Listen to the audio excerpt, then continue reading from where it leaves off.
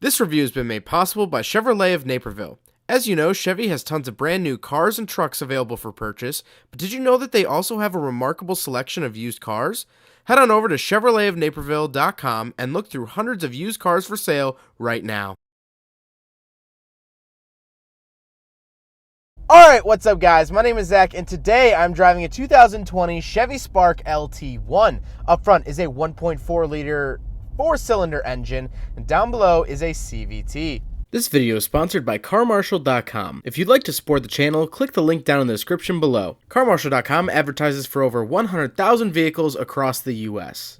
But let's get back to that 1.4 liter inline 4. Well, it's a fuel efficient motor. That's just what it is. It's not anything special. It's not powerful. It makes under 100 horsepower. It is what it is. It gets the car moving and gets decent gas mileage. Here's the gas mileage photoshopped over a younger picture of me. So if that's good to you, then that's good. If it's not good to you, then maybe look elsewhere. But it is efficient. You know, really any lens that you look through at this car, it's an efficient little car. It's efficient monetarily. We'll talk about that later with the price. And it's just efficient with fuel. Now, like I said, paired to it is a CVT. That means continuously variable transmission. It's automatic. You don't have to shift it. You don't have to touch anything besides putting it into D. I'm not the biggest fan of this, but I'm not a fan of CVTs in general. It's nothing to do with the Chevy Spark. It's just I prefer an actual regular automatic transmission with a set amount of gears instead of the CVT. But whatever, this is just the way that the market's going. Pretty much any economy car that's automatic is going to be a CVT. Last but not least, of course, the Spark is front-wheel drive. So let's talk about the interior. Well, in front of me, I have two main gauges. In the center is my speedometer. On the left is my tachometer. I'm glad that I actually get a tachometer. A lot of car companies skip out, don't put a tachometer in these cheaper cars because let's save some money. Well, I prefer a tachometer because I know what the engine's doing. If the engine is misfiring, I could tell because the RPMs will be jumping, or if it's going up. It's just nicer to know what the engine's doing rather than not know. But to the far left of that, I do have a fuel gauge, which has little like health bars like-ish looking on the side. I absolutely love the look of that. I think it looks really good and it's fun. Now off to the right, I do have a screen. So right now it's showing me my timer. Now, why would a timer be helpful? Well, this is a fleet vehicle. You can buy this as a fleet vehicle. And so if you're out on the job, you can time how long you've been driving and get billed accordingly. I can also look at oil life, driver's PSI, which actually it shows you each wheel like on a little diagram. I think that's kind of funny. And that's really it. Not a whole lot of information, but that's really all of the important information that I'll need. And I really like the gauge setup. I think it's clean and simple, and it's not bad looking. On the steering wheel on the left, I have cruise control options. The LT1 does have cruise control. And on the right, I have my voice commands, volume controls, seek, track, all of that goodiness. To the left of me, headlights and traction control, as well as dimmer switches. Nothing really too crazy. And on the door, I have window switches. I do have power windows. It's a nice feature, and we'll talk about that later on, that 15 years ago, this was not the standard. In the center, huge, is the fact that we have, not only that we have a center display, but it is touchscreen, and it has Apple CarPlay. Again, 15 years ago, it was not regular to have this. Apple CarPlay, at least because I'm an Apple user, is hands down the best infotainment system a vehicle could possibly have. It makes it easy, it's efficient, all my messages, all my music are right there with one plugin. My maps, perfect, beautiful, great.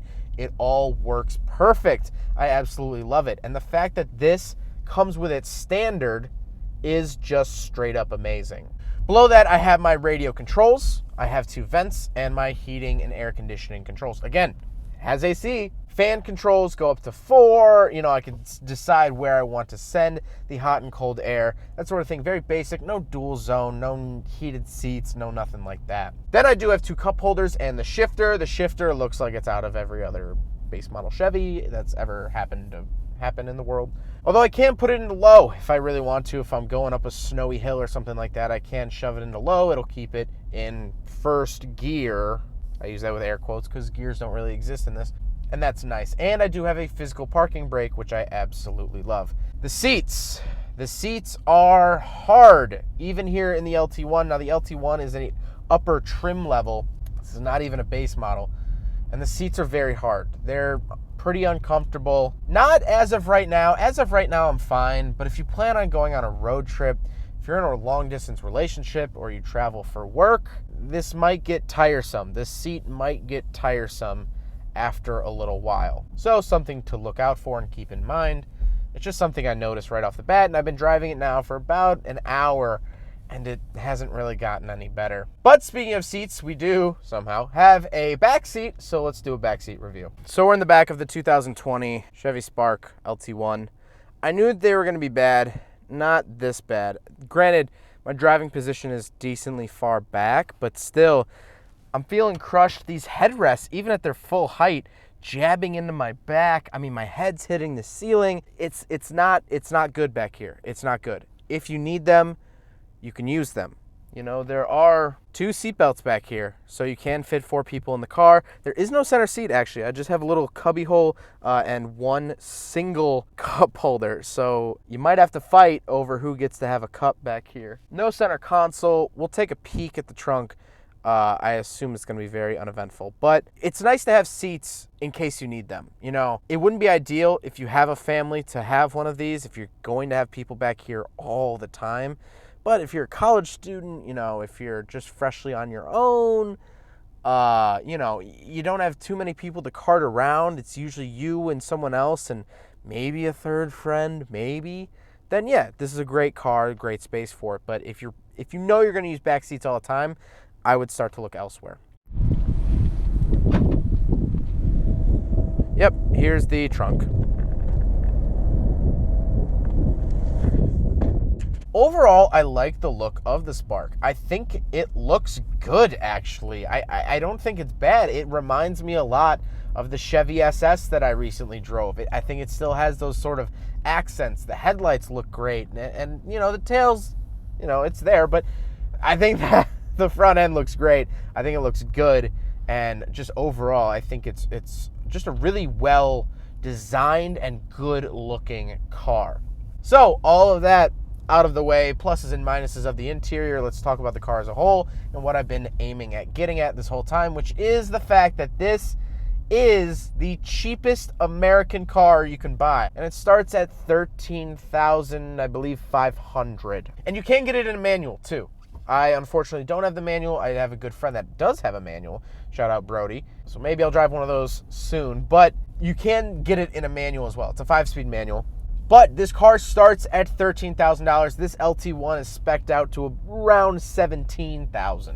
And that's why I think it has really nice features. I'll go back to it. 15 years ago, I'm thinking of specifically the 2005 Subaru WRX, which wasn't even really that entry level of a car. The radio was an option. And so while, yes, this is the LT1, it does have a little bit more bells and whistles. Apple CarPlay is standard in this. This is probably the cheapest car you can buy brand new that has Apple CarPlay standard. That's a big deal. Economy cars have come a long way. Is this a fun car? Not really. It's not sporty. It's not blood pumping. It's not anything really to jump around about when you're gonna go out for a drive. But it's cheap and it works. And there's something to that. There's something special about that. Because really the American economy car is going away. Ford said no more cars. They got rid of the Fiesta. They got rid of the Fusion. They got rid of the Taurus. They're not even doing sedans anymore. Dodge got rid of the Dart a while ago, and they don't make any entry-level sedans. Chrysler only makes 2 cars right now. The American economy car is going away. But this is holding on for dear life. That's why I was excited to drive this, because this is just something you don't see anymore. They're going away. This is an endangered species. The cheap American car just doesn't quite exist anymore, except for this. Well, I hope you guys enjoyed the video. Huge thank you to Chevy of Naperville for letting me take out their 2020 Chevy Spark. Their information is up on the screen. They have tons and tons of these on the lot, but they also have tons and tons of used cars.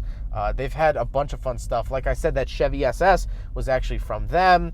You know, they've had Corvettes, used and new, CTSVs, you know, you name it, they've had it through their lot. And so if you're looking for a car, definitely check out their website. It's up on the screen as well as linked in the description below. But I hope you guys enjoyed the video. Don't forget to rate the video, comment on the video, and subscribe if you really like to. Take care, guys. There goes a sight from my soul.